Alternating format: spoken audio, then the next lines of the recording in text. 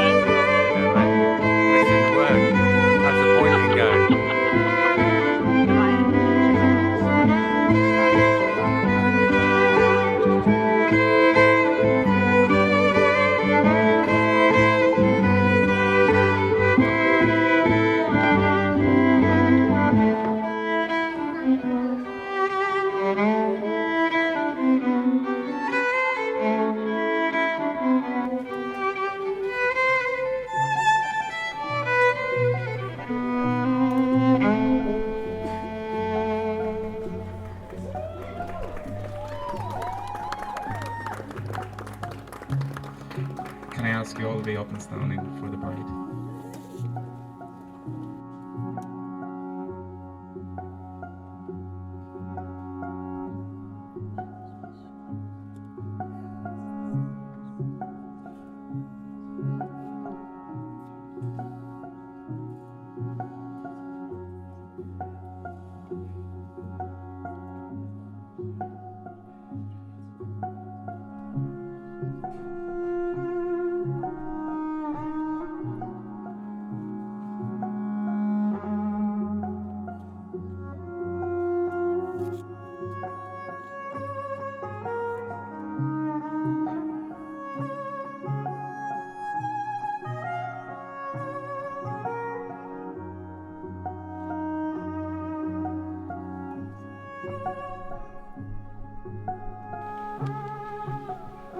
Good afternoon, everyone.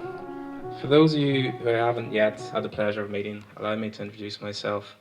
I'm Siobhan's brother Rory, and I have the honour of celebrating this part of the ceremony. When Siobhan and Gareth asked me to take on this responsibility, I was truly humbled but delighted to accept. I wanted to execute the role to the highest of standards, therefore I enrolled in an intensive Welsh language course. I am now perfectly fluent, however, not wishing to lose the non-native speakers, I shall stick to English and simply say croeso to you all. Is that right? Close enough. It means so much to Siobhan and Gareth to be surrounded by friends and family on this most special of days. From Newry to Nairobi, Londonderry to London, Seattle to South Sudan, Afghanistan to America, over 120 of you have joined us in these beautiful surroundings. They are so pleased to see you all, and the fact that many of you have a part to play in this ceremony shows both how important family and friends are to the couple, but also that there really is no such thing as a free lunch. So much of what you will see and experience today is down to the organisation, creativity and energy of Siobhan and Gareth. Cutlery, flowers, table decorations, corkscrews, audio equipment. They have been working incredibly hard to pull this together and have shown great teamwork that is sure to stand them in good stead for their married life. On behalf of all your guests, thank you, Siobhan and Gareth.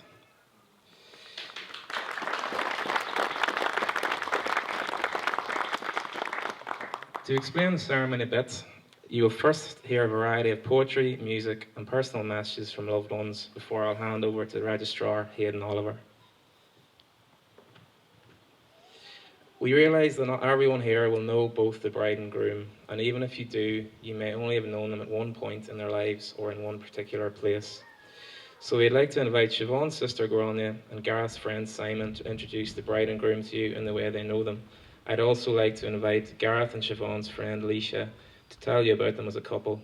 Gareth and Siobhan will light a candle each to represent the individual lives that both have led before coming together on this day to be married. And Leisha will give the couple a candle to represent the life they are living together. So, Grania, Simon, Leisha, in your own time.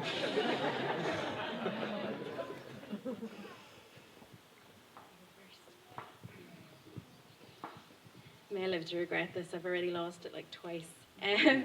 So, hi everyone.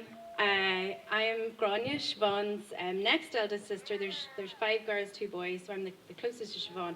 I was 3 years old and 8 months, exactly when Siobhan was born, but I have no memory of her birth or her coming home. I don't know if I blocked it out, but I just don't remember. And so I find it very hard to try and think about how do you introduce someone who, as far as you're concerned, has never not existed. You don't remember not knowing.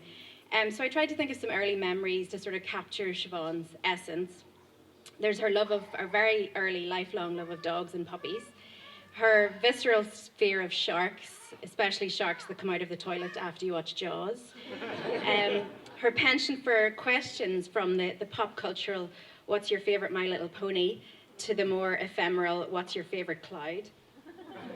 And all questions require an answer when Siobhan's asking them.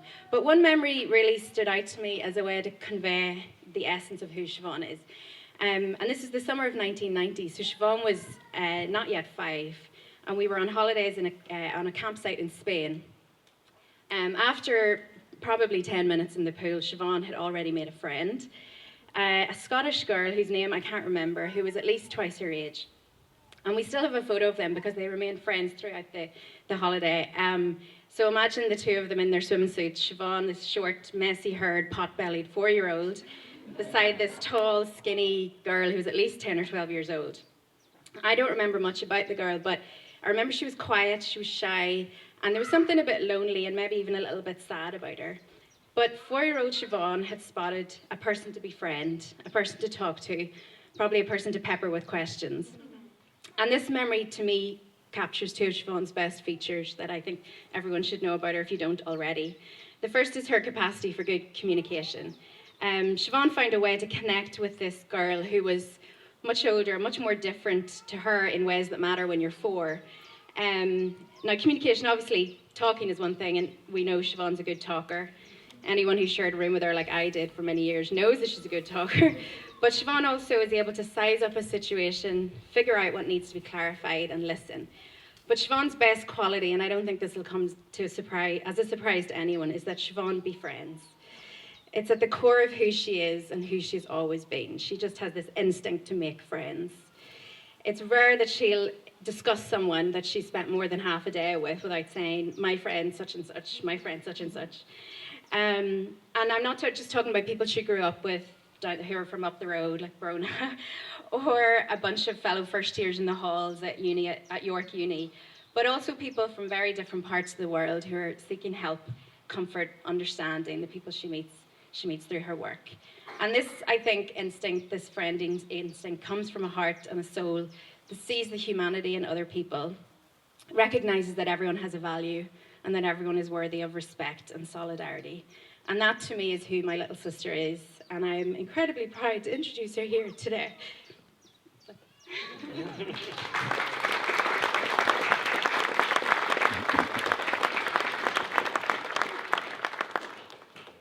Okay, so I'm a friend of Gareth from school, and my first memory of Gareth is one of him being dragged into our classroom, kicking and screaming, age 6. The school was Ysgol y Faenol in Bangor, not far from here, and he really did not want to be the newbie at our school. But lunchtime came around, and Gareth's outstanding football talent soon became clear. And sure enough, he was soon the first one to be picked every lunchtime without fail. This popularity, however, never went to his head, and he always supported us lesser talented players, and this earned him the respect of everyone in the school and helped him to settle in very quickly. Fast forward a few years, and this passion for football grew and grew, and Gareth would often skip class to travel down to Cardiff or some far-flung country to watch the Welsh football team. This was much to the annoyance of our teachers, but not to the detriment of his education. He always did well in class and showed particular interest in world affairs, environmental, political and social. And it was widely known to all of us at school that Gareth would one day save the world. After school, Gareth took the opportunity to travel, and he volunteered on important conservation projects, helping to protect turtles in Costa Rica and spectacled bears in Ecuador. And then in 2006, he started university in Coventry. Disaster Relief Management was the name of the course. And I first thought this was some kind of life coaching, self-help course that he really, really needed at the time. But I soon realised that it was actually, in fact, Gareth's calling. And the degree gave him the skills to turn his empathy for others into direct action. And since finishing university, he's applied his studies by spending long periods abroad helping others, helping refugees and displaced people in Liberia, South Sudan, the Democratic Republic of Congo, Pakistan, Nepal, Bangladesh, and more recently Greece, where he now lives with his beautiful bride-to-be, Siobhan.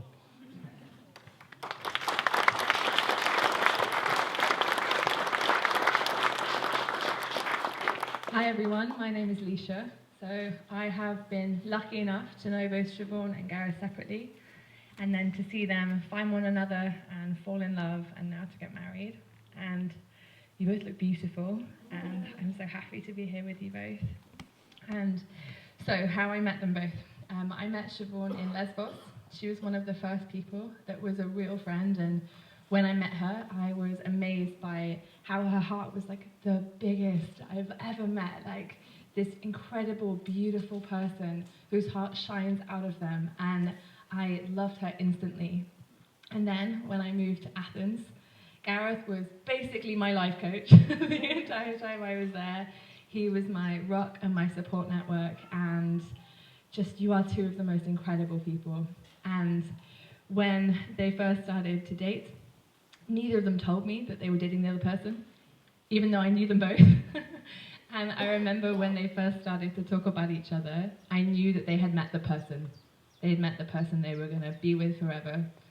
And one day, before they got together, Siobhan and I were sitting at the Acropolis, and we were having lunch, and we were talking about love.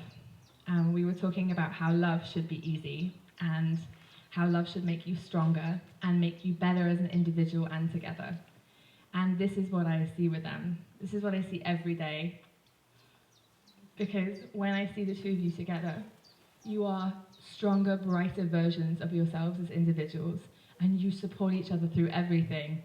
I mean, to have a relationship that can withstand South Sudan and Bangladesh and come out of that with you building this beautiful home in Greece and creating a life that is so stunning, is so precious, and I'm so happy that I've got to see your journey together and to be able to live in the same place as you, to see it moving forwards.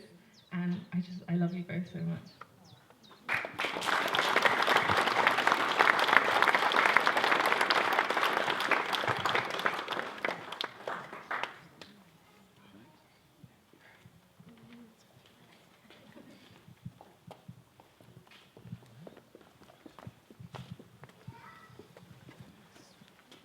We will now have some readings and music, specially selected by the couple.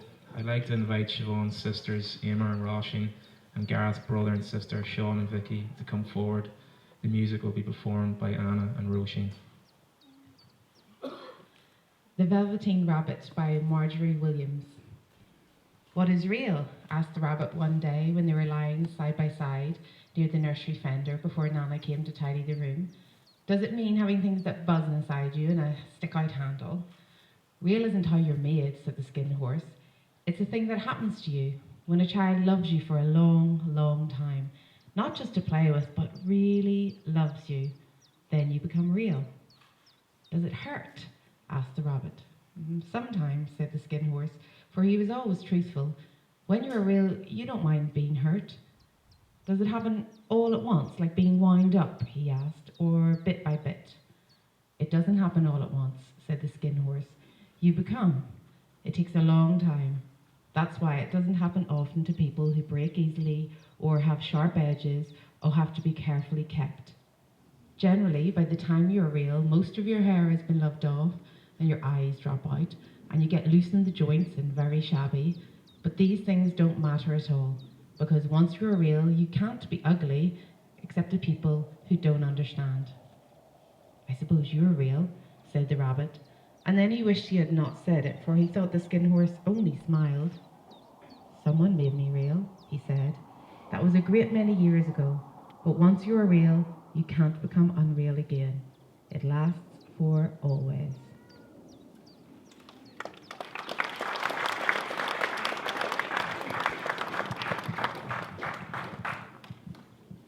Mi gerddaf gyda thi. Mi gerddaf gyda thi dros lwybrau maith, a blodau can a breuddwyd ar ein taith. I lygaid sychaf, i adael dy law, mi gerddaf gyda thi eith bynnag naw. Mi gerddaf gyda thi pan fydd y chwyr, fel chysern yn y nen ar noson oer. A ddawedd i ti, halon i yn chwyr, mi gerddaf gyda thi drwy'r oriau'r hwyr. Mi gerddaf gyda thi drwy weddill fwys, pan fydd yr hael ar ryn neu'r ddyddiau'n grwys.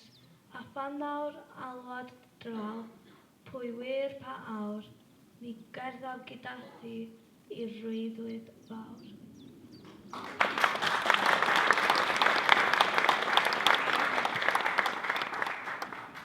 I will walk with you, though the road be long, and set forth with a flower, a dream, a song. I take your hand, look in your eyes and know, I will walk with you anywhere you go.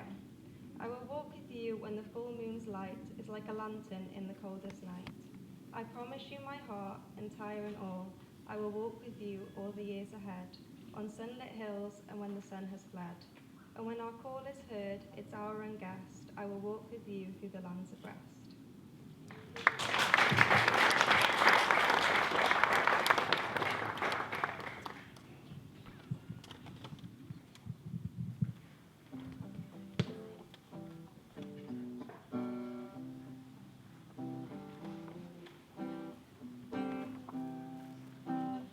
The book of love is long and boring. No one can lift the damn thing.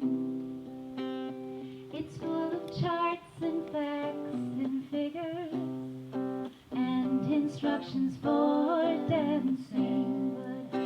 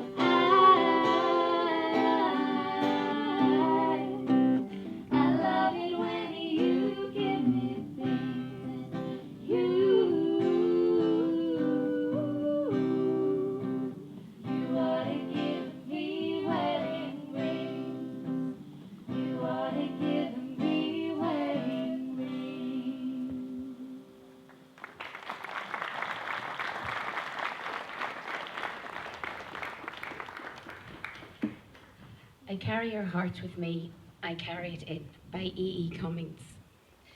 I carry your heart with me, I carry it in my heart. I am never without it. Anywhere I go, you go, my dear. And whatever is done by only me is your doing. My darling, I fear no fate, for you are my fate, my sweet. I want no world, for beautiful you are my world, my true.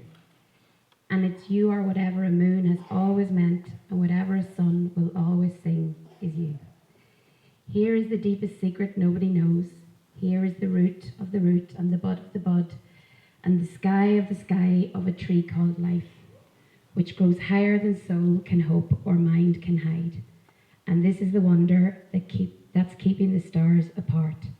I carry your heart, I carry it in my heart.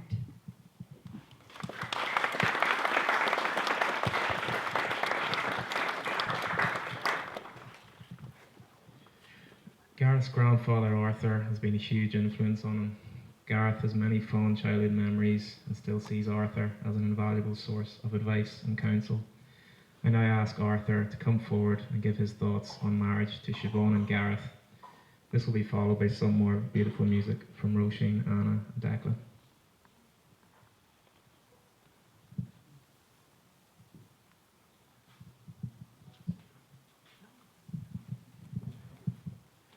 I'm standing here because it's all Siobhan's fault. She, having known my wife for 65 years and being married for 61 and a half before she passed away, she thought I might just know something about love and marriage. So this is just my thoughts. In the British Museum, amongst all the thousands of items, there's a letter. It was written by a girl who lived in Egypt 4,000 years ago, in the time of the pharaohs. These are just a few of the lines of what she wrote. My hand is in his hand. I wander together with him to every beautiful place, my soul inspired, my heart in bliss, because we go together. I only came across that a few months ago, but as soon as I read it, I just thought of these two. I mean, I don't know about you, but I cannot imagine anyone being more in love than these are. You've only got to be in their presence and see how they are together to know that love just surrounds them completely. The first time I met Siobhan, we were in a room and Gareth was facing the door, I was back to it, and I knew the moment Siobhan entered that room, because not only Gareth's face lit up, his whole body lit up. And when I turned around and looked at Siobhan, she was exactly the same. So there's no doubt in my mind, or it should be in anyone's mind, that they are in love.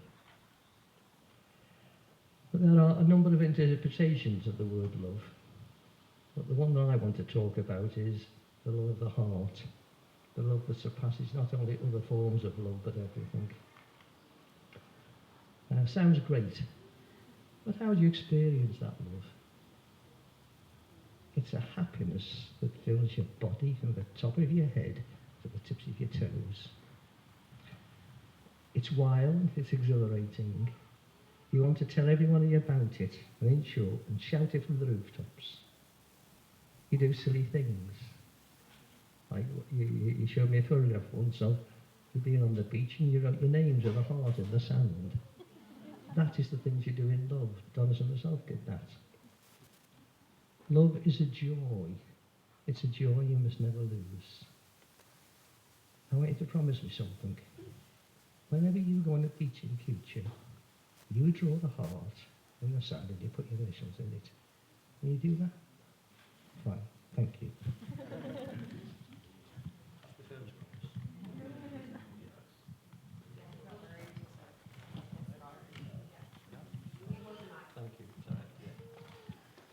As I said, love is wild, it's exhilarating, but at the same time you feel a quiet contentment in each other, and that's the stage you're at now. You're at. Wow, you're so lucky. But you must never forget that love needs to be taken care of. I talked about the beach. Well, I think that love can be like marriage to the sea. It can be calm, but squalls can blow up. And these can easily develop into storms.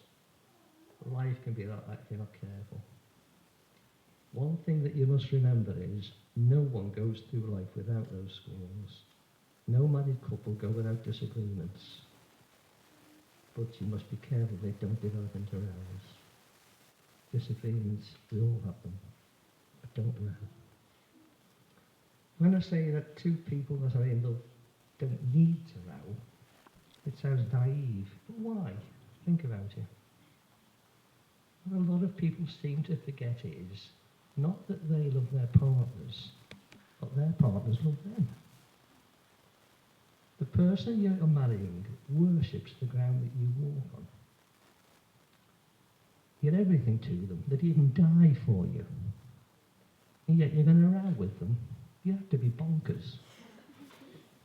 Disagree, but leave it at that. You can disagree, but you can have differences of opinion. If you let understanding outside influences affect you, you're stupid. Any problems that you have can be overcome by being honest with each other and talking about it. Talk about it. Be partners in everything. Be nice to each other. Be understanding. There will be times when you get frustrated. The natural inclination to take it out on each other. Well, don't. If you want to take it out on somebody, ring me. If you've got my phone number, you can rant and rave at me down the phone. I'll probably put the phone down and walk away for half an hour, then come back again. But don't take your frustrations out on each other. They are the one person you shouldn't do. Be partners in everything, particularly in the bad times. Think about not how you feel, but how your partner feels. Because if you're hurt, they're hurting as much as well. Bear each other's burdens. Love is exhilarating. Love is a joy. But love is fragile. It's got to be taken care of. Unconsciously, you can take your partner for granted. You don't mean to. Your partner knows you love them, so you don't need to say so. Oh, yes, you do. Every single day of your life, you need to say it. In fact, you can start now. There you are, that's it. That's today taken care of. Mind you, something to say you can't say it later on as well. But don't forget, you got tomorrow and the day after, right the way to the end of your life together. Every single day. I'll repeat what is probably the most thing, the important thing I've said. Be nice to each other. If you take care of your love, you've got such a life of joy ahead of you. It'll be incredible. I started by reading from a letter, 4,000 years old. And I'm going to finish by doing the same. This one isn't as old, of course. It's only 2,000 years old. It says, love is patient. Love is kind. It does not envy. It does not boast. It is not proud. It is not rude. It is not self-seeking. It is not easily angered. It keeps no record of wrongs. Love always protects. Love always trusts. You two have got something so special. Cherish it.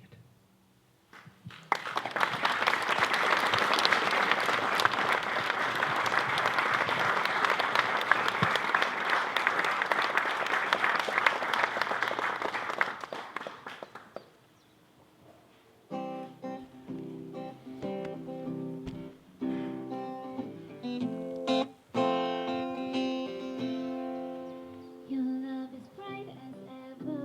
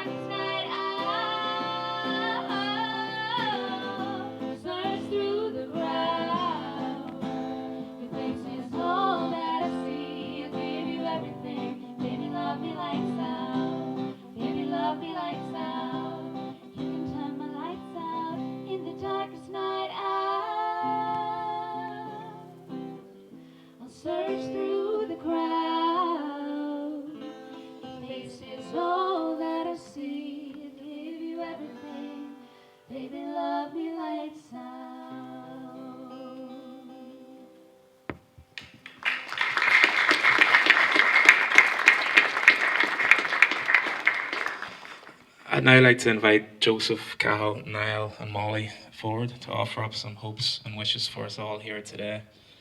Dara, Niall, Ethan, Ronan, Dylan, and Cormac will also be bringing up some gifts.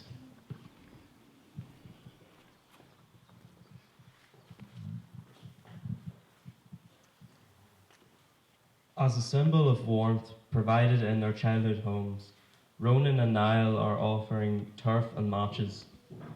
May you always be grateful for the warm homes provided to you by your parents, and may the home you have built together always be a warm place for all of you wish to be there. For all of us, may we never take for granted the roof above our heads, which so many people do not have. May we always have the compassion not to blame and judge others for the misfortune they experience. And may we not have the humility not to take credit for our own luck in being well taken care of. Dara is carrying a key to recognise that although Gareth and Siobhan may have travelled alone, that one was always counting time until they could hear the other's keys in the door. We wish that your keys will be easily found, and after a long journey, that your souls will always find sanctuary in each other. For all of us, may there always be a person who can offer refuge when we need it. May the homes we choose in the countries we build our lives always feel like a welcome place. We hope that soon in this world our societies will accept the humanity of those who are seeking help. We hope that we will always have the good judgment to recognize the human lives in the stories we are told, free from distorted filter that fear can provide. Dylan is bringing the bride and groom spring water from Snowdonia and holy water from Ireland. We are grateful for being from places with an abundance of clean water. In childhood, holy water was used during the ritual of baptism as a means of renewal, and every morning Siobhan's father would bless the household before leaving the house to protect his children for the day. We hope that you will endeavour to protect each other, wash away worry, and support renewal when it is needed. A wise person once said, "Wear red, it will make you feel more powerful." Ethan is carrying a Welsh football top, which Gareth has worn to many matches with his dad, through good times and the bad. May you always remember to appreciate your joys and your successes. May you remember your inner power to progress past challenges or difficulties. And in equal balance, remember that even with your sorrows and losses, time marches on. This too shall pass. For all of us here, we hope that we will take time today to appreciate where we are, who we are with, and to remember that tomorrow is another day full of possibilities.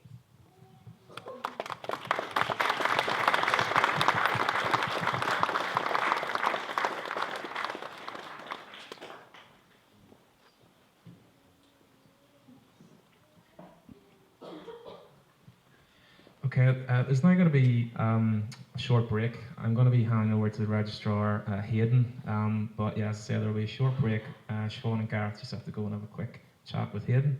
But please stay seated and enjoy some more beautiful music from Joel Granger on the violin. Thank you.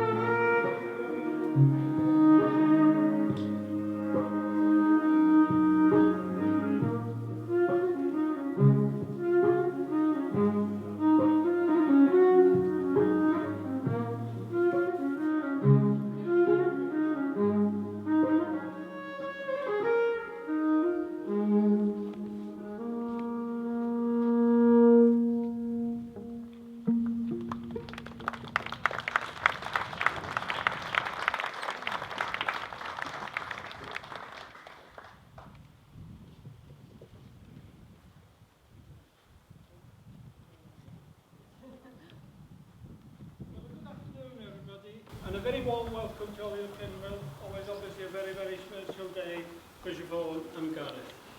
I'm Hayden. It's my pleasure to carry out today's ceremony, and my colleague Lorna sat at the desk. We're making the entry and register of preparing that all-important marriage certificate. We are gathered in this place, which have been duly sanctioned according to law for the celebration of marriages. The witnesses are coming together of Siobhan and Gareth. They have chosen Bodmin Gardens as the venue for their marriage because of its peaceful atmosphere and because of the place where nature flourishes, both important features in Siobhan and Gareth's lives. So please enjoy the surroundings today and share with Siobhan and Gareth their happiness and their hopes for their future together. Marriage is a promise made by two people who love one another, who trust that love, who honour one another as individuals in their togetherness and wish to share their future together as a married couple. By entering into marriage, it enables a couple to declare their love to the world. It is also a way they show that the way they have chosen to continue to share their desires, dreams and memories, their times of trouble, their joys and happiness. Before you are joined in matrimony, I have to remind you of the solemn and binding character of the vows you're about to make. Marriage in this country means the union of two people, voluntary entered into for life to exclusion of all others. If any person present knows of any lawful impediment to this marriage, they should declare it now.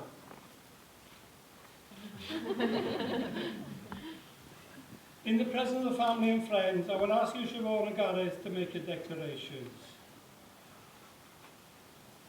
Do you, Gareth, by your own free choice, enter into marriage with Siobhan? I do. And do you promise to honestly share your love with her, to continue to develop the trust in your love, and remain with her always through challenges of your lives together? I do. Do you, Siobhan, by your own free choice, enter into marriage with Gareth? I do. And do you promise to honestly share your love with him, to continue to develop the trust in your love, and remain with him always through the challenges of your lives together? I do. Gareth, would you please repeat after me? I do. I do. Solemnly declare. Solemnly declare. That I know. That I know. Of no lawful impediment. Of no lawful impediment. Why I, Gareth James Bailey. Why I, Gareth James Bailey. Should not be joined in marriage. Should not be joined in marriage. To Siobhan Clare McAvoy. To Siobhan Clare McAvoy. Siobhan, would you please repeat after me? I do. I do. Solemnly declare. Solemnly declare. That I know. That I know. Of no lawful impediment. Of no lawful impediment. Why I, Siobhan Clare McAvoy. Why I, Siobhan Clare McAvoy.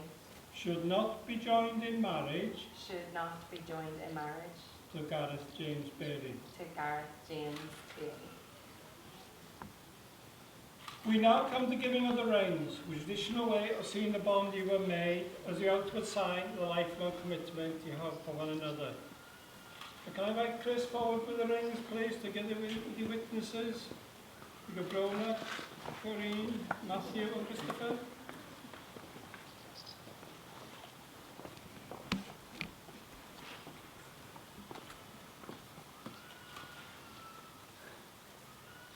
Right, Gareth, would you please repeat after me? I ask that these people present, witness that I, Gareth, do take thee, Siobhan, to be my lawful wedded wife. Can I ask you to take the ring, please, between Siobhan's third finger of the left hand.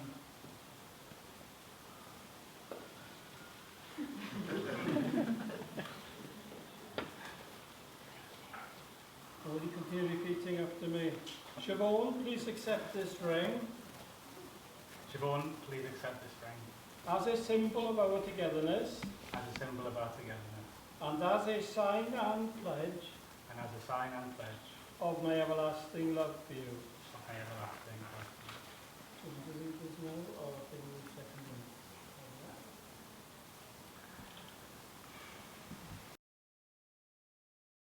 Bless me, for I belong to myself. But while we both wish it, I give you this ring and that which is mine to give. You cannot command me, for I am a free person. But I shall be loyal to you and protect you in the ways that you need. I pledge to you that yours will be the face I kiss before sleep, and the eyes with which I smile in the morning. I pledge to you my living and my dying, each equally in your care. I shall be a shield for your back, and you for mine. I shall never humiliate you, nor you me. When we quarrel, we shall do so in private, bringing no strangers into our grievances. I shall honour you above all others. This is my wedding vow to you, for this is a marriage of yours. Thank you, Gareth. Right, Siobhan, would you please repeat after me? I ask that these people present I ask that these people present witness that I, Siobhan, witness that I, Siobhan, do take you, Gareth, do take you, Gareth, to be my lawful wedded husband. to be my lawful wedded husband. Can I ask you to take the ring, please, of Gareth's third finger of the left hand?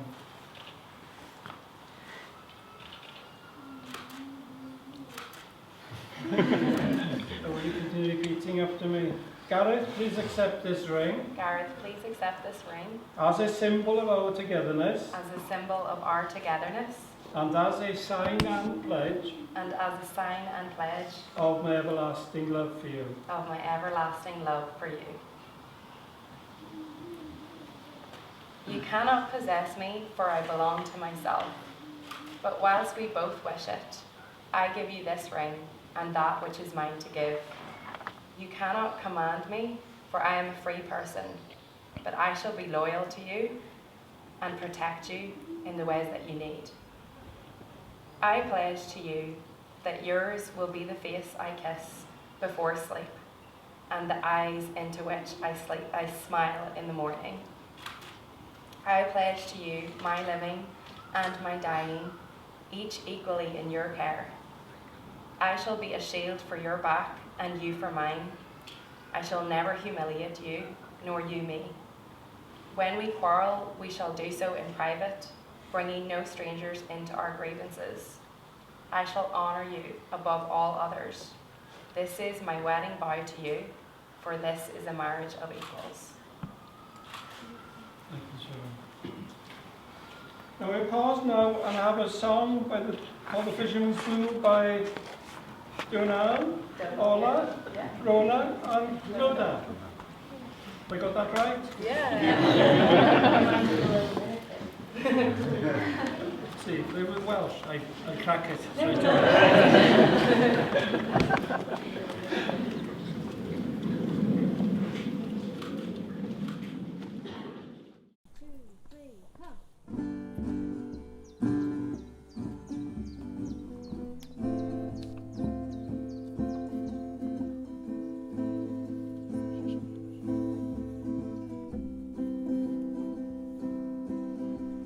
I wish I was a fisherman, tumbling on the seas, far away from dry lands and its bitter memory, casting out my sweet laugh with abandonment and love. No scene bearing down on me, save the starry sky above with light in my head. You in my arms.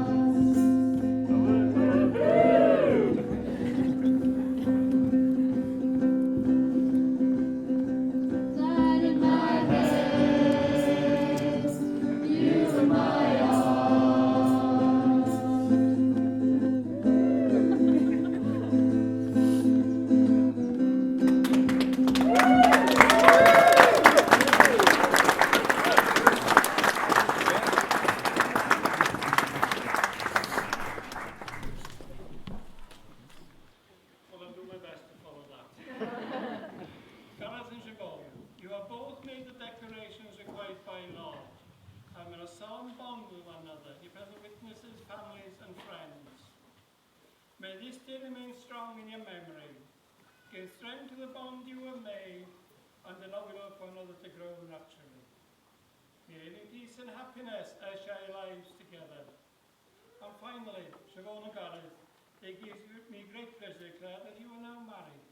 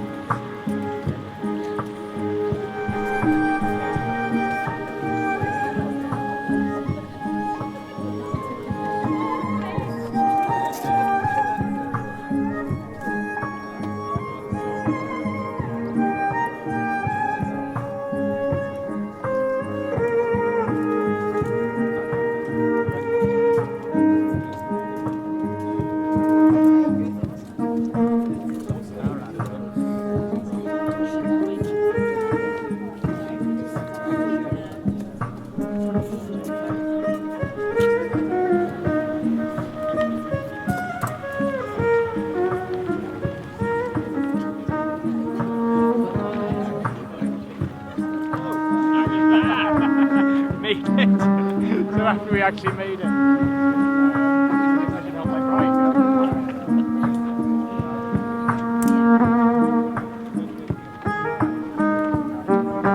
Who are you hiding from, Mal? You! Oh, dual wielding, Mal. Please! Is there enough for the other guests? No, this is all mine. Oh God, no, don't put that on!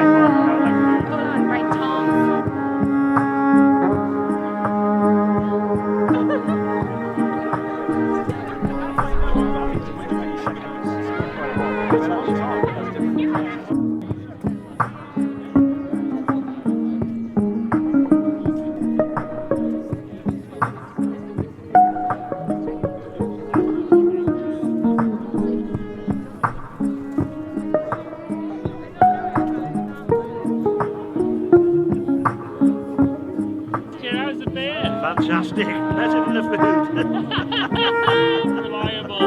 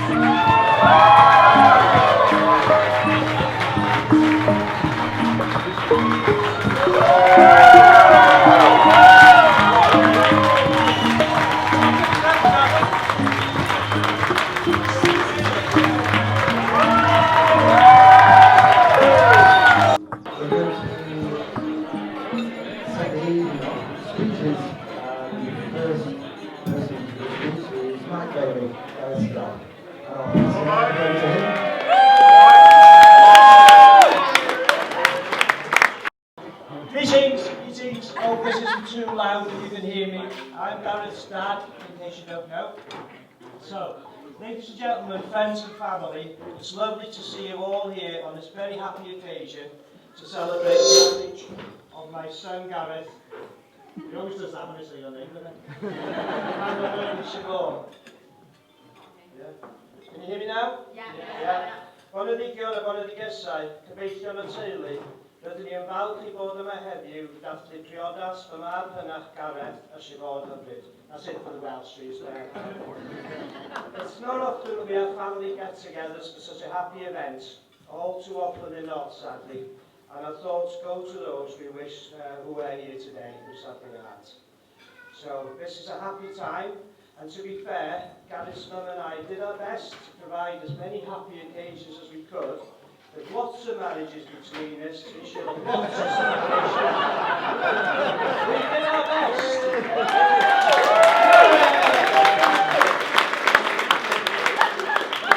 In fact, we were over at Helen's the other night, and how many marriages were there in that house? But hopefully, Gareth and Siobhan won't take after us, and we'll just have this one.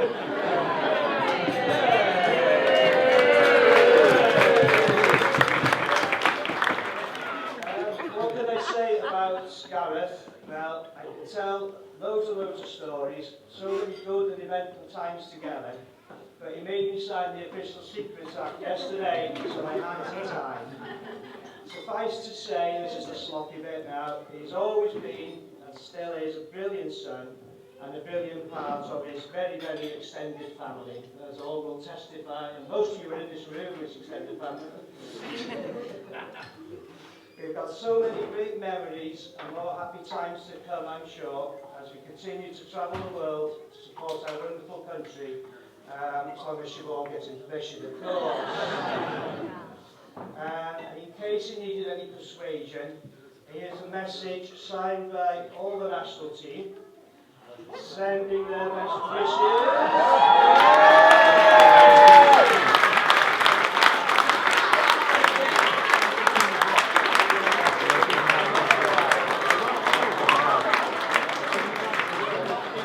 Hours to write that, and all we did was not good on the Gareth Dale, but they say simply they can't go on without you. And when you didn't come to the last two games, what did we do?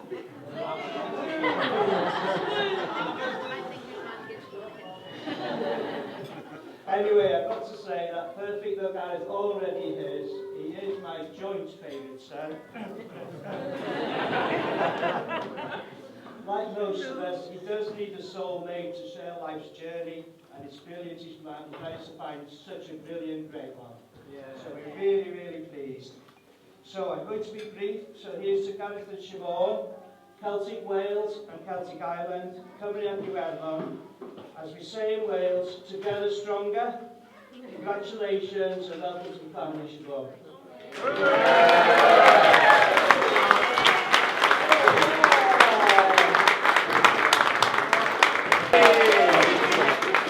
Right, I was just saying earlier, who'd have thunk it? We're all here in Snowdonia, especially for us lot who came over from Ireland this week. I mean, there were times I thought this wedding just would not happen here. I mean, it's been, this pair have put so much work into this, as was evident today. It was just glorious, and yeah. Anyway,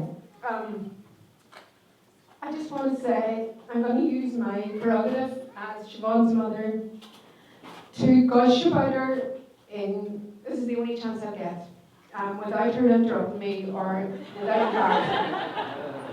So, when Siobhan Clare McAvoy was born on the 6th child and the 5th youngest daughter, we never thought she would bring us all here to Wales to see her married. Coming along 6th in the family, she brings her unique and special qualities to the McAvoy clan and McAllister clan. Can't leave my family out either.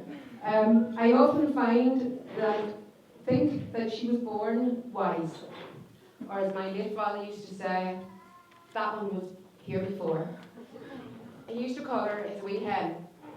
I think she remembers that, just about. From her earliest days, she drew people to her. And she was and is a listening ear to anyone's problems. She was also and is a chatterbox. I once said to her when she was very little and we were out in the car, see who can stay quiet the longest. Now, I know that that's a tall order for either of us, but it's very difficult for Siobhan. We're so proud of her. She's warm, generous to a fault, and so caring, principled, and honest. Siobhan sometimes complains that being so far down the family is tough, as her siblings will testify. One example of that was when she was about 7 or 8, and the teacher decided to tell them to do a drawing of their family. And everybody else in there was finished, and Siobhan was sitting there, and the teacher said, "What's wrong?" She said, I am so tired. This is so hard work because there are too many people in my family. But on the other side, her primary 7 teacher told me at a parent-teacher meeting one time that it was obvious that she came from a large family as she was so grounded and mature. And as a modern young woman, she has demonstrated these qualities in spades, leaving the safety and comfort of home, selling her beloved Beetle, and setting off for Lesbos alone. I can still see her at the airport, with a photograph her with her backpack on. Nearly broke my heart. And later to Bangladesh and South Sudan, she's blown me away with her courage.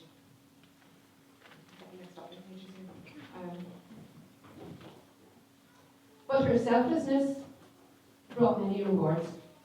One huge reward in the shape of Gareth Bailey, Mr. Wales himself. You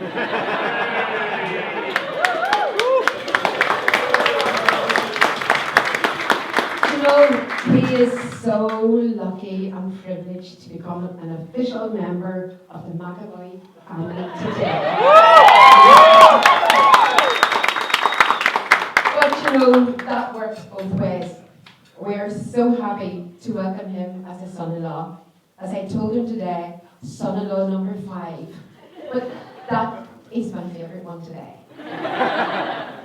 He is warm, genuine, kind, a kind young man, and very easy to love. And his parents should be so proud of him. And that is, he makes Siobhan very happy. And you know, that's more than good enough for us.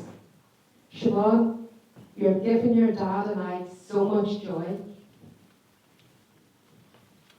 And we wish you and Gareth so much happiness together.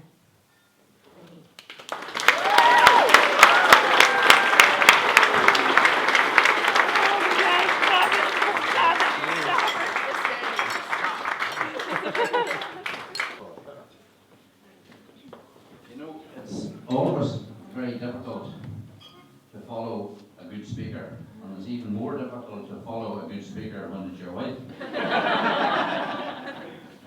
But believe me, I'm going to try. There was something I heard once about a picture being worth 1,000 words. So I thought I would bring along a few pictures today. Tell you what, Paul, you hold that microphone, and I used pictures, and I don't think I needed it. So this was the very first time that we. No, you're not good. Sorry, you can't hear it. You can't see it. Right. The reason that they're very small is that I lost my way on the way to Asda to try and get them blown up yesterday. So if anybody wants to see them afterwards, they'll be displayed on the bar. But that's the very first picture of Siobhan. And if any of you can see her in that, you must have X-ray eyes.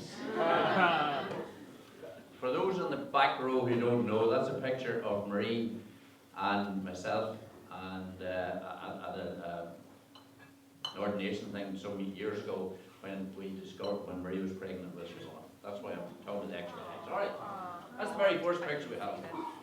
The second one, as you can see, she's a little bit bigger. Just a little bit bigger than this one. Right? No, I'm just going through your life.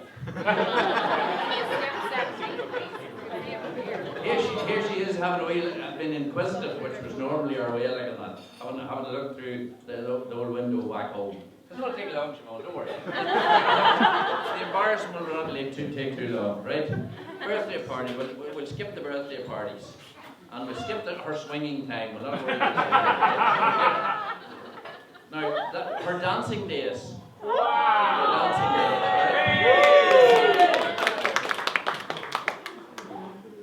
Her horse riding days.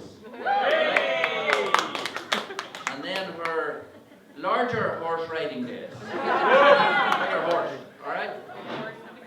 She was considering joining the convent at this stage.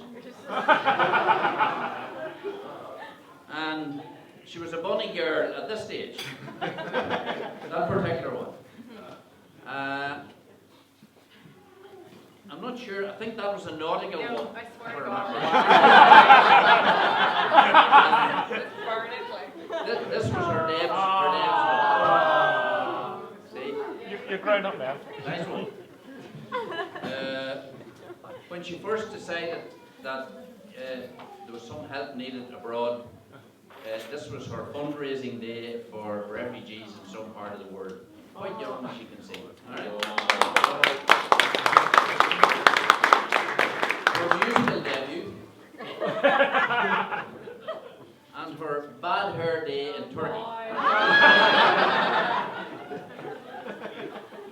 And that's it. Cultural That's it.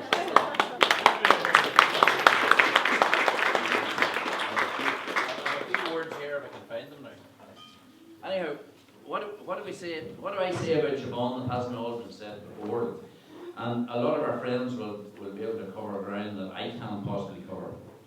But I thought that wee short bio would show you what Siobhan was like before a lot of you probably met her.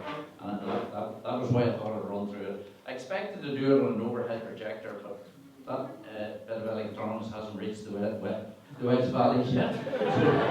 So I had to hold it. Alright? Where were we here? That's 2 pages going, so that's not so bad. Yeah. For those who want to know more about some of Siobhan's work abroad, Marie talked about her going to Lesbos. And I mean, when she told us about this, obviously we were a bit worried about it, but what we did was we did what we always did when any of our lot went abroad, and they've all gone abroad at different places to do different things. We blessed them and we sent them on their way. And we left them in the hands of a stronger power than us, because it was the only thing really that we could do. My Little Human was a website which Siobhan set up when she went to Lesbos. If anyone you get a chance, you can Google it and you'll be able to follow some of her exploits on that particular time.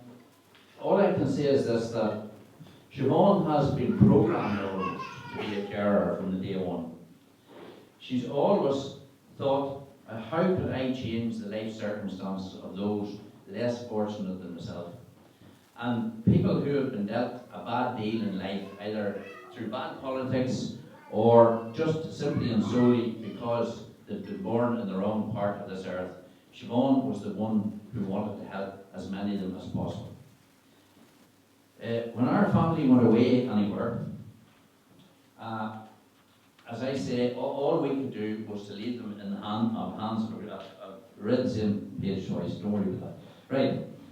The one good thing about the greater power that controls us all is that on a particular night in Athens, which was actually a bad night for us because Grania and I, who's doing the other end of the table, had done some work on the Obama campaign in Massachusetts, and the Dems lost the White House to you-know-who on a particular night when we happened to be at Athens when we heard about it. But it wasn't all bad because Siobhan met Gareth that night. So that made up for the loss of the White House.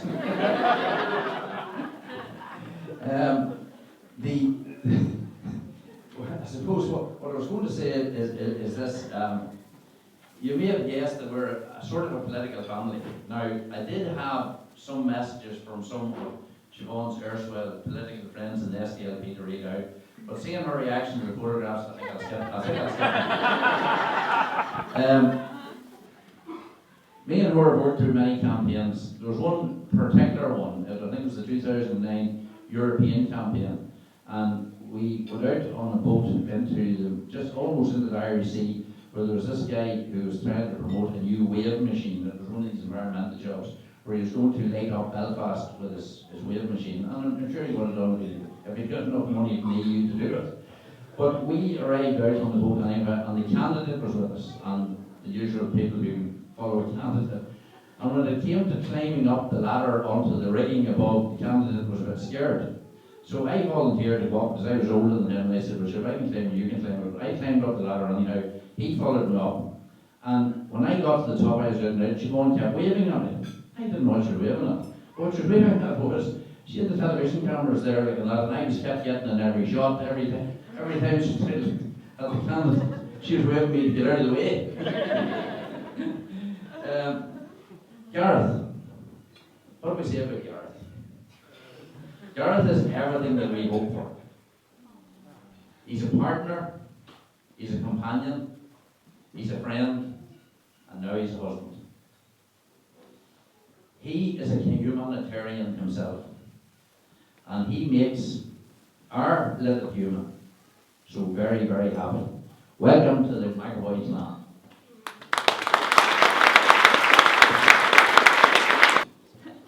Yeah, hello everyone. For those of you who don't know us, we're Siobhan's best people.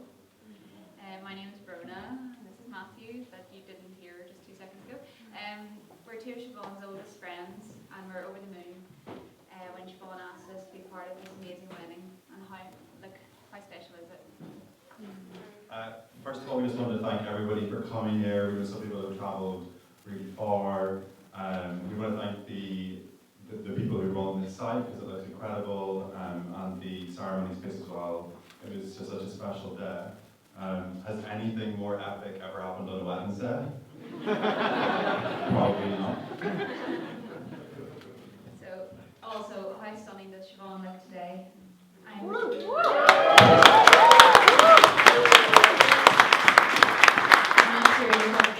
Beautiful bride, but also Gareth is a very lucky man, and of course looking very handsome himself. Nice suit, Gareth. That's good. So when we sat down to write this speech, it was actually really hard because Siobhan is like the Wikipedia of our little friendship group. She is the keeper of stories. She knows all the facts. That's why her hair is so big, because it's full of stories. Not today though. Looks fat today, Siobhan. You're looking great. And I guess the one problem with that is that she does remember every little detail. Good luck, Gareth. Still hearing about my formal when I was 18.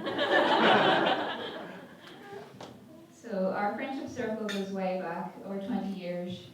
We really became friends when we started secondary school, although Wikipedia here will tell you that she met Matthew at primary school, and she met me at piano lessons when we were kids, but of course neither of us actually remember this.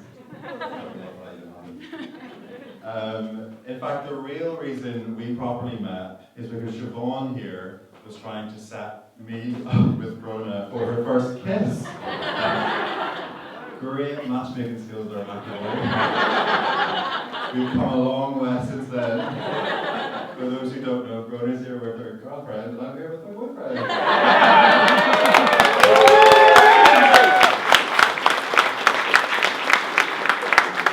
Although this might not come as a big surprise to some of her family, as one of her biggest crushes growing up was Stephen Gately, him off of Boyzone. So much confusion.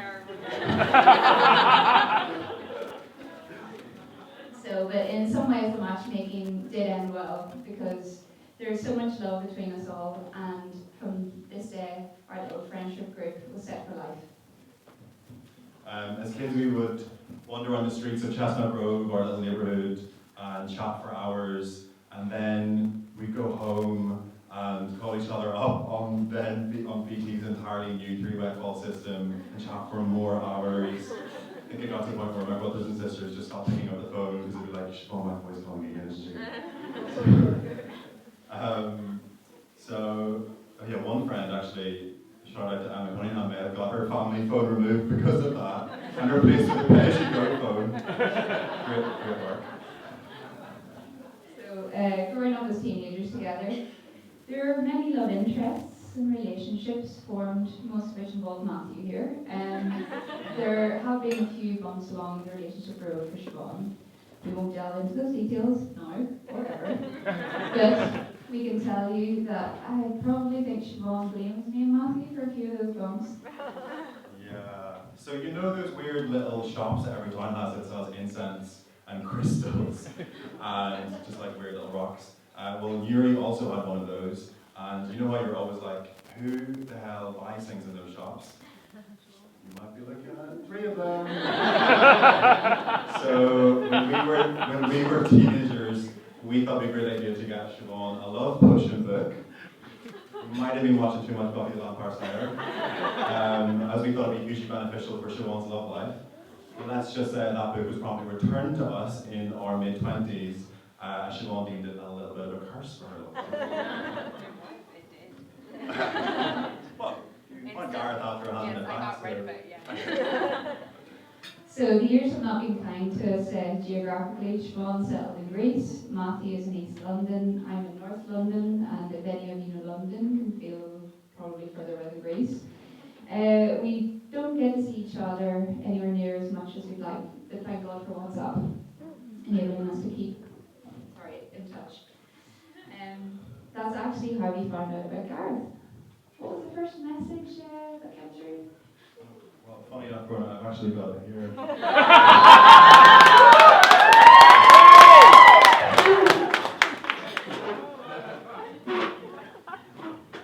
Of course, it was something like really romantic, like how handsome he is and how kind Gareth was. Yeah, something like that. Siobhan, I'm dating a guy with a car.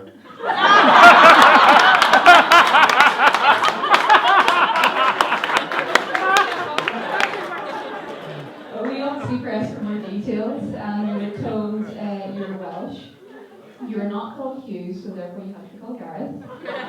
As apparently the Welsh only have a few names, we could probably test that theory today. But maybe not. At that point in the chat, Peter's already mentioned this, but we were told you guys met at a results party hoping to celebrate the historic win for Hillary Clinton. Good to see that Trump wasn't the only winner that night. Love Trump's hate. That was actually her slogan. At this point, Brona gets a bit overly excited in the chat and asks really important questions like, does he have a face? Thankfully, after a few tense moments, Siobhan is able to confirm, yes, he does have a face, and that it's really friendly and handsome. There are some other crucial details revealed over those chats via WhatsApp, like your love of Jaffa cakes. I mean, what's not to love about it? Plus about a guy who loves Jaffa cakes. If you're really sold, then tell you the truth. And that was that. It was really evident early on that you guys were a match made in heaven, in Jaffa cake heaven. And Gareth, you make our best friend really happy. I feel like we've been through so much together over the years, and it's just been so lovely to get to know Gareth over the past few years, and we're just so excited to be here. I can't believe this is happening. So, as for you, Siobhan, you're the kindest and most generous, you have the most kindest and generous heart of anyone I know. You were one of the first people to speak to me when we started the Sacred Heart all those years ago, and I haven't got relief since. It's the same, I'm sure. But you've always been my go-to person for advice and a good chat. There's a reason you have friends dotted around the world. You always make such an effort with everyone, from the expertly wrapped birthday presents, the endless thoughtful words of advice, to travelling hundreds of miles for weddings and celebrations for your friends and family. Yeah, we feel very lucky to have you in our lives.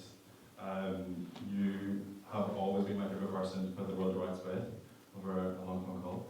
And it's just been amazing to watch you grow from a girl who was able to solve all of our teenage problems, very silly teenage problems, into this amazing woman who helps people with very real problems across the world. And to see the Gareth, we couldn't be happier for you both. So, all that remains to be said is, ladies and gentlemen, boys and girls, please be upstanding, raise your glass, and help us wish a long and happy life to our best friend Siobhan and her new husband Gareth.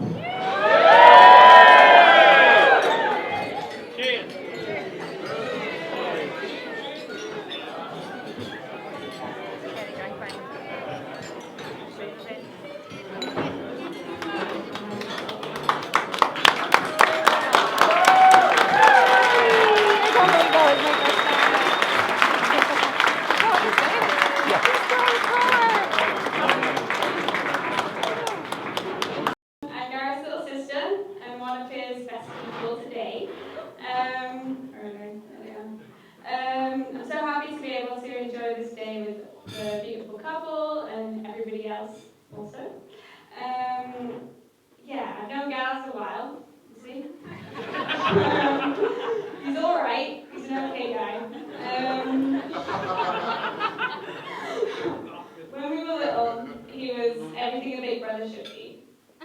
Equal parts enemy and protector, incredibly annoying and very rarely wonderfully sweet. As a competitor, he was better at everything and won every fight, for the remote, the front seat, and everything else I wanted or, liked. I think all my siblings would agree. Gareth was somehow always the favourite child. It's very confusing. It makes no sense, whatsoever. I always proudly did a fantastic job of being his annoying little sister, of course. Gaz and I grew up in a big, complicated and wonderful family.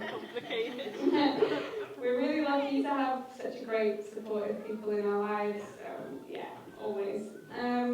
But of course, Gaz still had to go through his rubbish, rebellious stage. And I remember hearing about Bailey's parties from those guys, I think, over there. And being really annoyed because I couldn't copy him then, could I?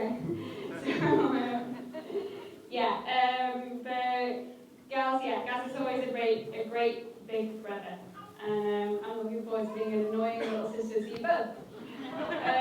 Long into the future. But enough about me. Here's some nice things about Gaz that I would never say to his face.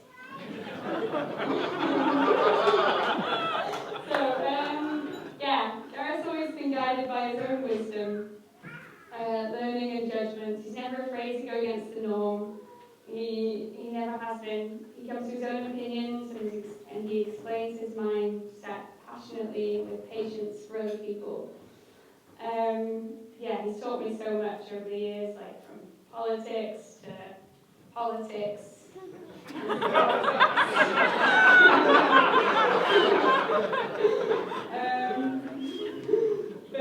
His confidence in his belief skills and knowledge is something I try to emulate, and his perseverance is incredible. I still go to him every time I need career advice, and he always takes the time, no matter how busy he is. He's so busy. And I'm sure Siobhan knows, he's amazing and reliable, he's thoughtful, and he's so loyal, and he's supportive, which his wayward, poor little conservationist sister definitely appreciates. I don't know anyone like him. So I'm so happy for Gaz and Siobhan today. It's awesome seeing them both so happy. They're both doing things that we can't even imagine, a lot of us. And when we do, it's with awe and pride, but they also go on adventures and make each other laugh and make a home. So that's amazing. I'm awestruck that Gaz has found somebody so well matched to him, that brings him fun and a different mindset to his life, which is useful. That being said, I'd like to raise a glass again to the wonderful couple. Appreciate this amazing moment between them and this brilliant day. I have no doubt that you'll achieve so much in your lifetimes on your own and as an unstoppable supportive unit. You both deserve a whole world of joy together, so I wish you all the best.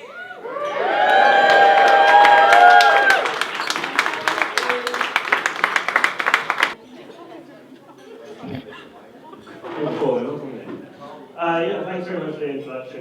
So Chris, Gareth, one of Gareth's best people. So anyone that knows Gareth might say he's a bit controlling. However, he told me not to use that term in his speech. So one of his organised characteristics, he gave me a few pointers. So two of those pointers were, keep under 5 minutes, and also this speech is a speech, it's not a drinking game. So without further ado, I'd like everyone to raise their glass. And we can all just have a drink for one another, for being here on this wonderful day. To friends and family. Alright, we've got 10 more minutes of toasting. So, now I would like to make 2 more thanks. So, we're best people. You know, it's modern, brilliant. But as the male best person, I get to say the thanks to the other best people. I can imagine putting on such a wonderful event as this must be very stressful for the bride and groom. And it's really those times that we rely on best friends and family to be around us. So for their support to Gareth and Siobhan, to the other best people that have already spoken.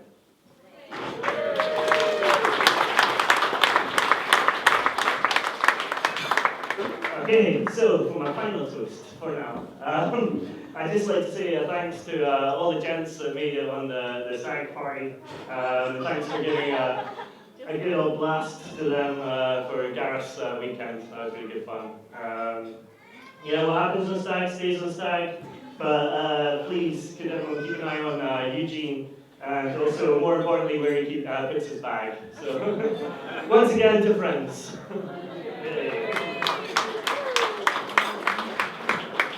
Alright, Gareth's getting a little bit worried here that it's just drinking, so I'm going to calm down now. I met Gareth at Coventry University. We were both studying emergency and disaster management. I think our initial bond came purely because neither of us were English. However, that alliance quickly grew to a friendship of drinking, falling out, and making back up again.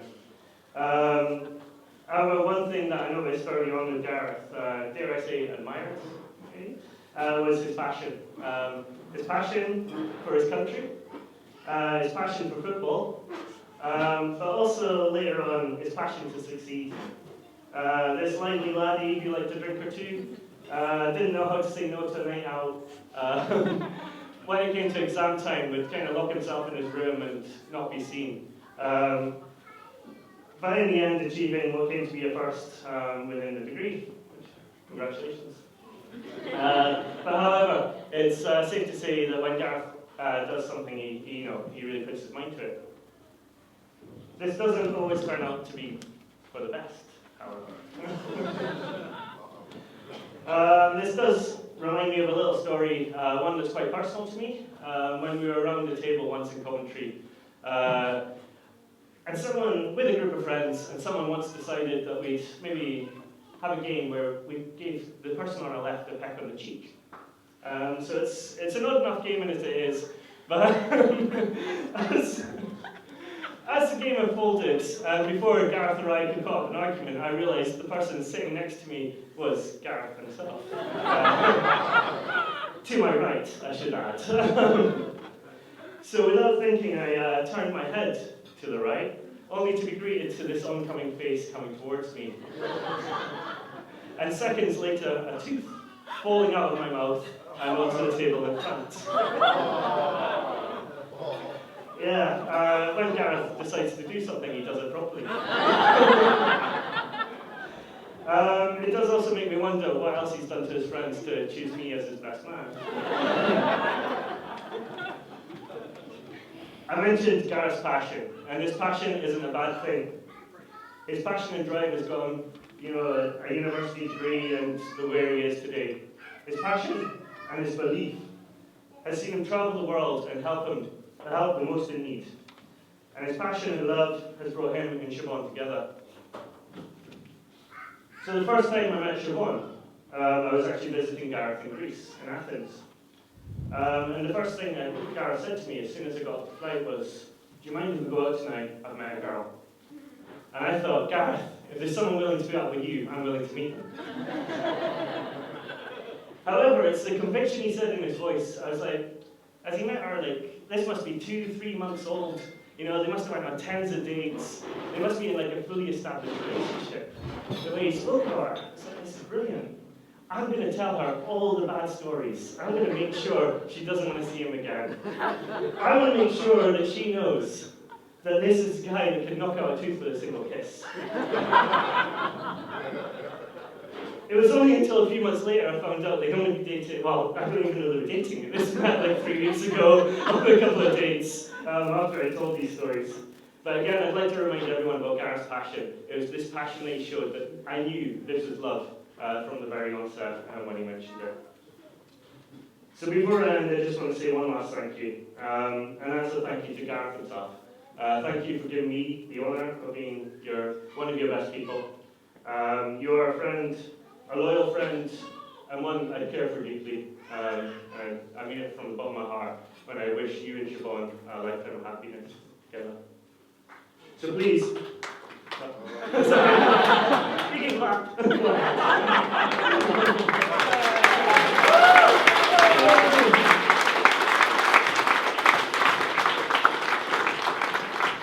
Alright, please, I don't actually have a glass, but please, could you raise a glass for the bride and groom, Gareth and Siobhan?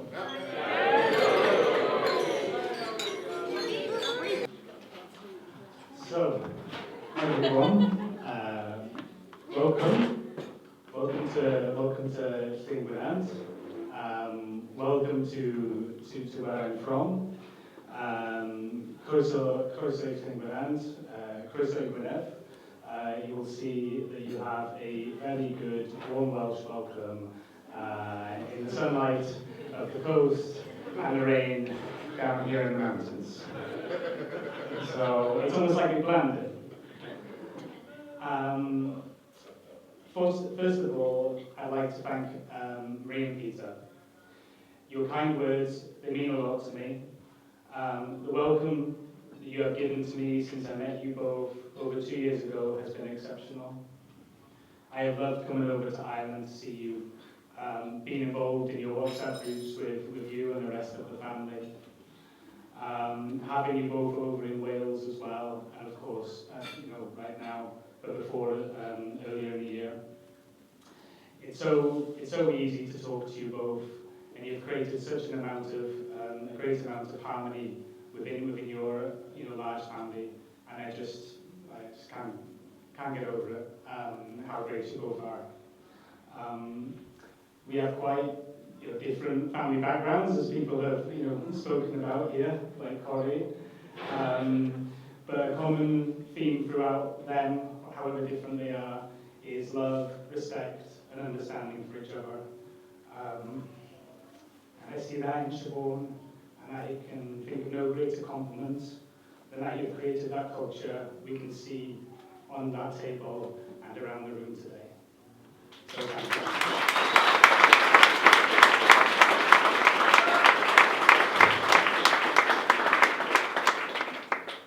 It's also important to recognise and thank my own parents.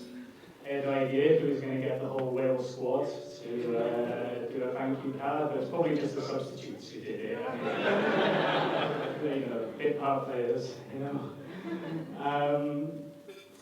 And usually I have more parents than the average. I have my dad and my mum, but I also have my wonderful stepmother Linda and stepfather Paul.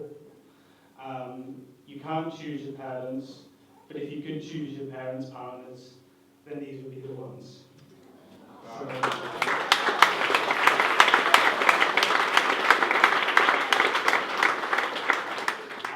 There's also Gaz as well.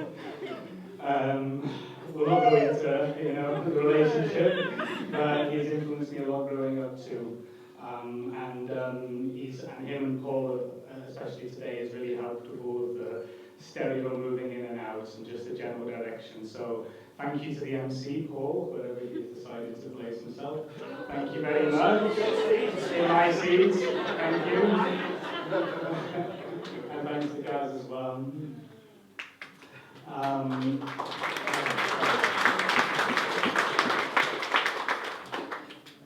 Mum and Dad, I can't thank you enough for making me who I am today, for raising me well, trusting me to stay safe with my travels and work, and letting me grow into who I am, and always supporting me and showing me the way. So thank you both. I'm going to make you all clap for that.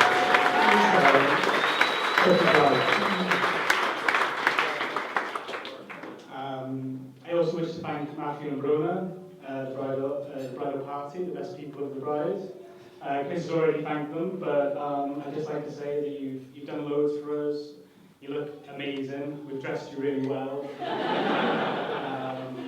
It was all us, none of your input. And the bond that the three of you have formed in your earlier life, and that has lived on precious thing. So I know that Mohsin and Jess and I are privileged to be an extended part of that group. So yeah, thank you for including me, and I hope to spend more time with you guys in the future.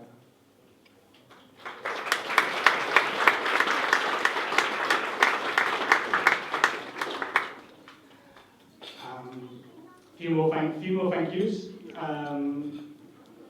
Of course, thank you for all the gifts that we've received. Not that we've looked. I mean, I assume there's just lots. There's just, all over there behind Malik, there's just a ton of gifts. I got to imagine that there is. Why wouldn't there be?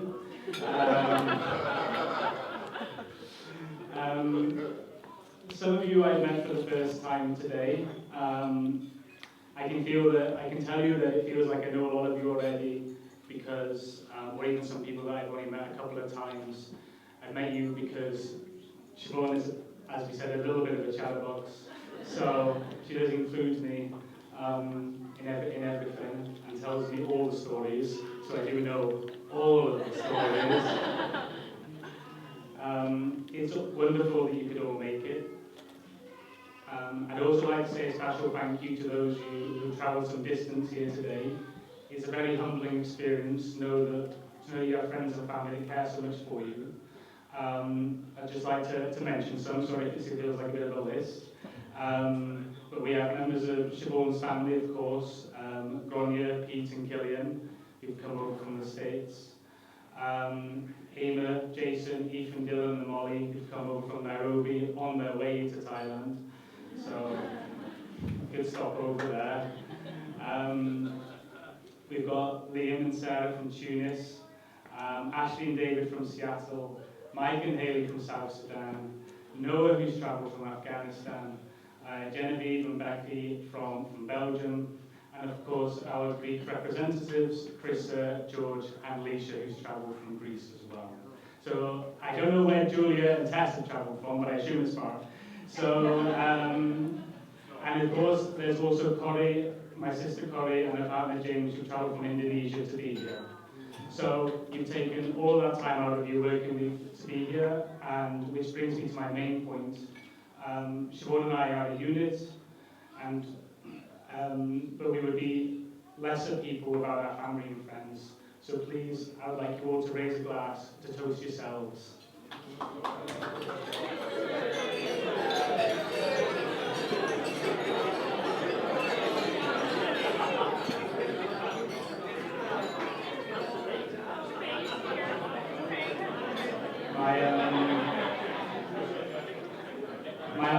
My last thank you is to my own best people. Chris, who I met in university, he's my best friend, and it was my honour to ask him to be the best man. So you acquitted yourself admirably. But it should be mentioned that Chris suffers from a Scottish condition, which means he invents massive straws.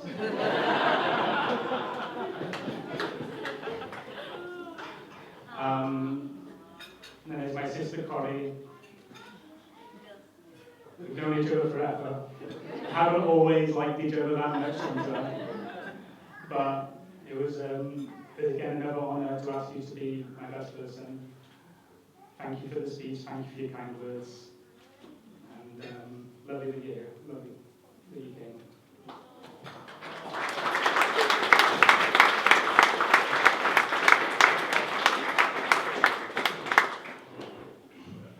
So now to the important part, the more important part. And if I tear up, then it's just going to happen. So for Siobhan and I, our journey began in Greece in 2016. I can still picture now, I walked into the Democrats board election party in Athens, knowing Clinton would win. And after like 5 minutes, 7 minutes, noticed you sitting there at the table. Thankfully, I had a drink or two before arriving, so I felt even more confident than usual in approaching you. Using my incredible powers of persuasion, I achieved to only make myself look partly foolish, but also managed to get your number and to invite you on a date. I also invited you to the forthcoming Wales Away in Dublin, Ireland, which was politely and sensibly refused. She was like, I live there, I come from there, you can't invite me there.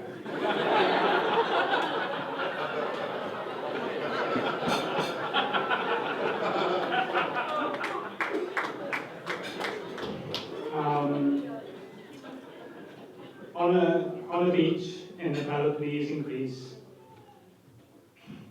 I told you I loved you for the first time. And you smiled and you told me back. Then you told me that you'd known I felt that way for ages. You'd known all along. And you were right. I helped you to come to Bangladesh, to live that beautiful response together. Some people would not find that an act of love, but an act of torture. But we made it. We made it with some of our friends from the back there as well. We survived, and on my birthday, we agreed to marry one another. A couple of months later, I knelt for you properly in the snowy mountains of Mourne, once we were back, in a place befitting a proper kneeling. A year in South Sudan is a long time to be apart, and it was a long time to be apart, but we are stronger as a result. It's easy to take time together for granted. The time with you is a precious thing that I jealously guard. You knew I loved you before I knew. It was no surprise to you that I wanted to marry you. One of the most romantic things about our relationship is how much we treat each other as equals. Our relationship is built on a foundation of fairness and truth. My truth is that I love you, Siobhan. I love your wit, your green eyes, and your smile that lightens my heart. You are courageous, you are creative, you are thoughtful, and you inspire me. This is a new chapter in our journey, and I can't wait to travel with it with you.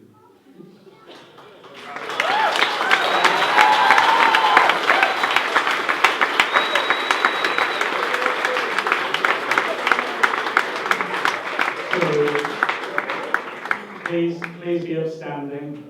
Sorry to ask you to stand again. Just one time for you. And please raise a glass to my bride, my wife, Siobhan.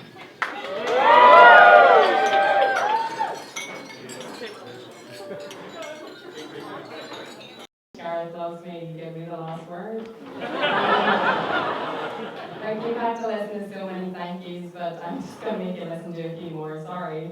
Anna Banana. You might not have noticed, but the last fake wedding prayer was about wearing the colour red.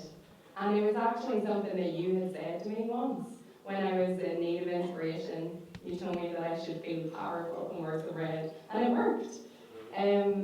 You have been the most wonderful cousin, and you such generosity of spirit, and I knew the music today would be exactly what we wanted, and it really was. It was beautiful, it was atmospheric, and we just were so grateful to you for pulling it all together. It was incredible.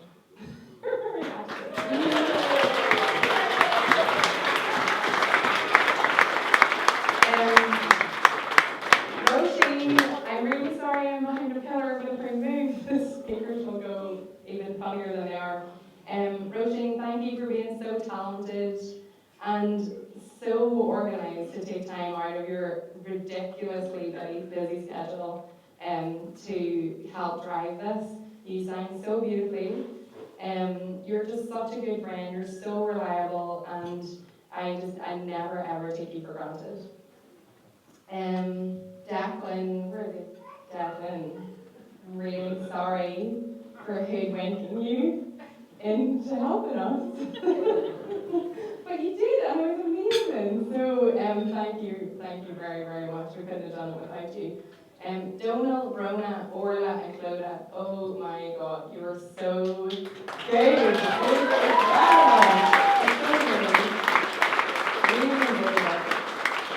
I want to thank my brother Rory for being our priest today. Rory is a person of few words, which I feel partially responsible for because I can only assume it was quite difficult to get our time as children. But when Rory does speak, he usually has something very witty to say. It's nearly always sarcastic, but consistently his words are always worth hearing. So I couldn't have thought of anyone better to be Master of Ceremonies today. So thank you, Rory.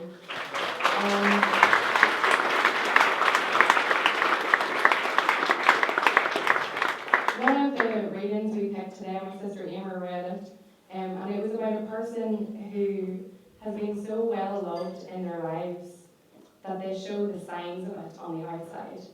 And I really struggled to read that, even into myself, without crying, which is really saying something because I don't really cry. And the reason being, it just reminded me of Gareth so much. Whenever I met Gareth, particularly in our line of work, it really does take its toll on people.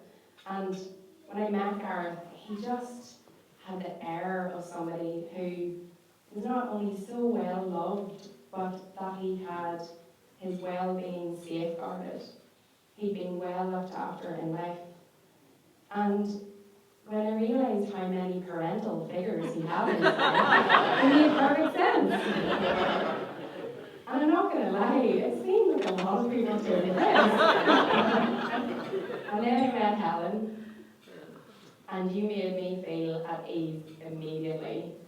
And it might seem like a really obvious thing to say, but sitting in the back of that car for 6 hours driving through Greece, heckling Gareth collectively, it really felt like a bonding experience.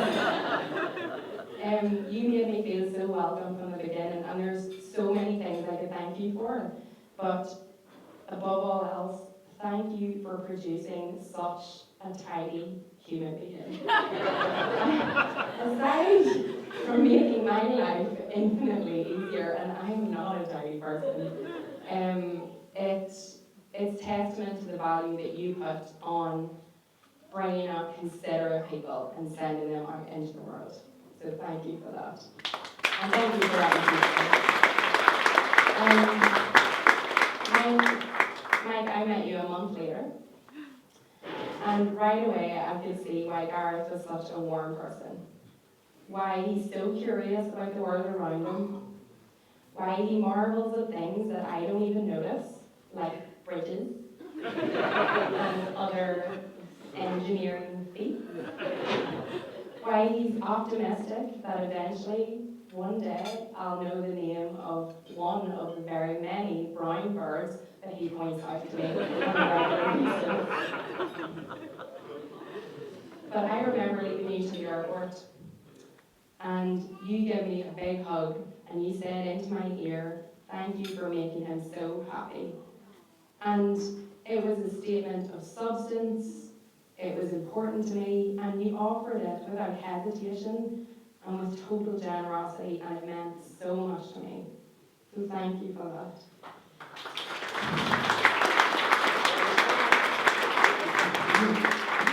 To my own family, I have no doubt that if it wasn't for the love and care that you have shown to me, I would not have been able to recognise Gareth so easily as the right person for me. I grew up in a household that cared about the world. I sat at a dinner table where we debated the rights and wrongs of society. I learned from people who not only believed they could impact the world, but that they were duty-bound to leave it in a better place than when they first arrived. My parents, Maria and Peter, they give me and every one of my siblings a steadfast belief that in the end, everything will be okay. But they also empowered us to know that this didn't mean we could sit back and let things happen, but that we had to stand up for people. This collective thinking has impacted everything I've done. They created such a lovely group of people for me to live with that I knew that if I were to add to this group, I would have to choose very well. I feel like the sights and sounds of the cocktail of personalities in my family has cast so many different shades of light on my life, and this includes all the partners, nephews and nieces, some of whom have been around for nearly 20 years. And many of you were lucky enough to witness me growing up and experiencing my teenage years, or as Pat Eden liked to call them, my Georgie Best years. And two characters who featured heavily during these Georgie Best years are sitting over there today. Rona and Matthew, thank you so much for your friendship, for all the philosophical conversations on the nursery school wall, and for being partners in crime all these years. I'm so lucky to have you with me, no matter how far I wander, and I've loved having you on the end of the phone anytime I need you. So I'll just have one little break for a toast. I'd like you to raise your glasses to all of those people that I just mentioned, but also particularly my bridal party, because they've been amazing. Thank you. Okay.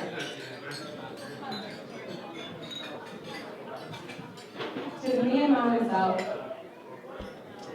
So, I'll take you back to November 2016. It was a supermoon. And this is important because Greeks set a lot of stuff by their full moons.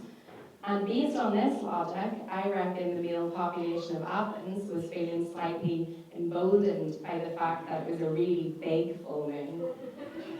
I sat in an overpriced restaurant under Acropolis with Leisha, and I told her how a few supermoon-inspired males had expressed an interest and how I was just not interested at all. And I said to her, am I mad to believe that I'll just know him when I see him? And Leisha assured me that I was definitely mad, but that this was unrelated and I should indeed follow my instincts. But the thing with having a gut feeling is that you might be correct, but it doesn't mean you understand why. I had believed all this time that I would choose the right person because I had the special power of recognizing this magical man that I was destined to meet. But this was not my destiny. Unconsciously, I worked really hard to find Gareth. Although we'd never met, I basically stalked him around Greece. In fact, even before that, I did a master's in his exact line of work in 2014, just so that I would have something to talk to him about in 2016. I sold my car and moved to Lesbos to be near him. When Gareth moved to northern Greece, I followed just a few weeks later. Then Gareth moved to Athens, so I moved to Athens. In fact, I even worked in the same building, and I offered him a cursory good morning anytime I passed him on the stairs. I once illegally occupied an office that Gareth had already booked, because he's organised, just so that he would kick me out, which he did very efficiently. But when Gareth Bailey sat down to talk to me in the Giovanni Hotel in Athens on the 8th of November 2016, 1 week after the supermoon, I finally could see this guy I'd been unconsciously following around. He had a gap in his front teeth and smiling eyes, and I just thought, yup, that one there. You see, my concept had been good all along, but sometimes to make things happen, you just need to find a good logistician. A few weeks later, I was in a taxi with Krista, and I was coming home from a meeting, and she said, "What do you like so much about him?" And I just said, "You know, he's just got goodness beaming out of him. Being around him feels nourishing. It's like having the sun on your face." And everyone could see it. The day after we met, both my bosses pulled me aside to tell me that Gareth was the one. Everybody loved him. And the thing that blew me away about Gareth was how grounded he is. He talked to me about home and his family, about Welsh independence, and asked me about my background, my interests, and this is so rare in our line of work. It wasn't until I took him home and over to the McAllister interrogation squad at table 1, where I learned about so many things he'd done in his life that he never used to impress me, and I don't really know why. Like swimming with turtles, that's pretty cool. But he never wants to intimidate anybody. And he let me into every part of his life with ease and generosity. He never left me in any doubt about how he felt or the future that he could see with me. He never told me I was mad when I wanted a curved curtain pole for our bedroom. He just trekked around shops trying to find someone who'd curve a perfectly normal curtain pole, sending me photos to South Sudan for my approval. He has more humility than anyone I've ever met. He always tries to see things from another person's perspective. He offers people respect, even if he doesn't understand their reasoning. And there hasn't been one single day since I've met him that I haven't felt lucky when I see his face. Today, this kind, intelligent, ridiculously handsome man became my husband, and I'm really happy about that. Gareth wanted me to toast in Welsh, but the only word that seems to stick is the word for oil, goody-hoo. So let's just do it in Greek. So if you raise your glasses, yamas, yamas.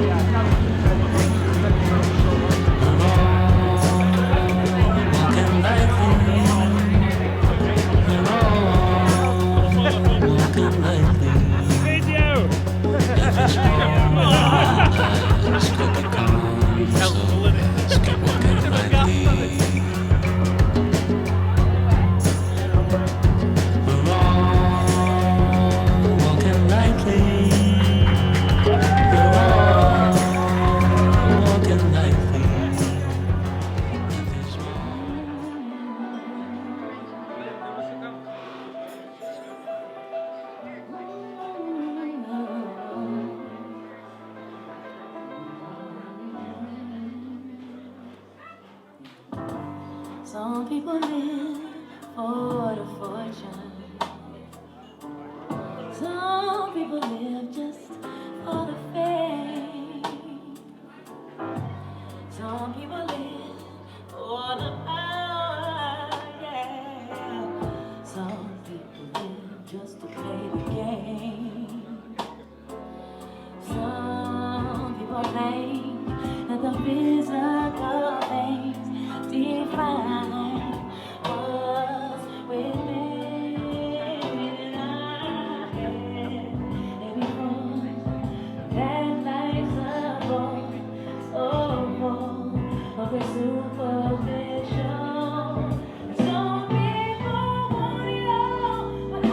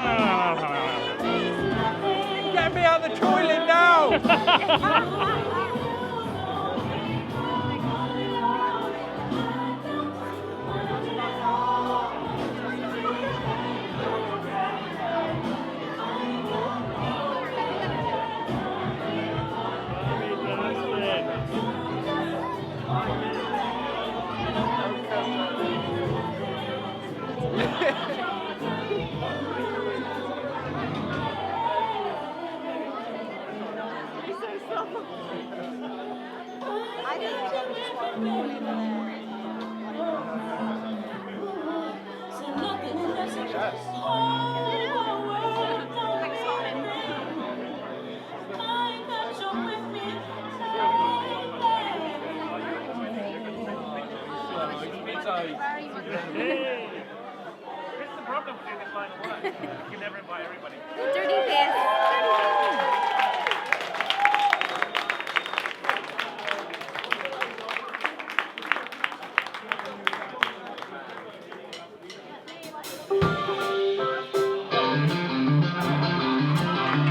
I thought my love was only true in fairy tales, and for someone else, but not for me. Our love was out to get me. That's the way it seemed. Disappointment haunted all my dreams. Then I saw her face. Now I'm a believer. Not a trace of doubt in my mind. I'm in love. I'm a believer. I couldn't leave her if I tried. I thought love was more or less a given thing. Seems the more I gave, the less I got. What's the use in trying? All you get is pain. When I needed sunshine, I got rain. Oh, then I saw her face. Now I'm a believer. Not a trace of doubt in my mind. I'm in love. I'm a believer. I couldn't leave her if I tried.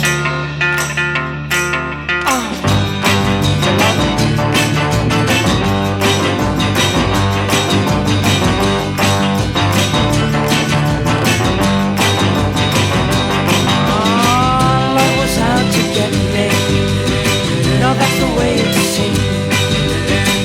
Disappointment haunted all my dreams. Oh, then I saw her face. Now I'm a believer. Not a trace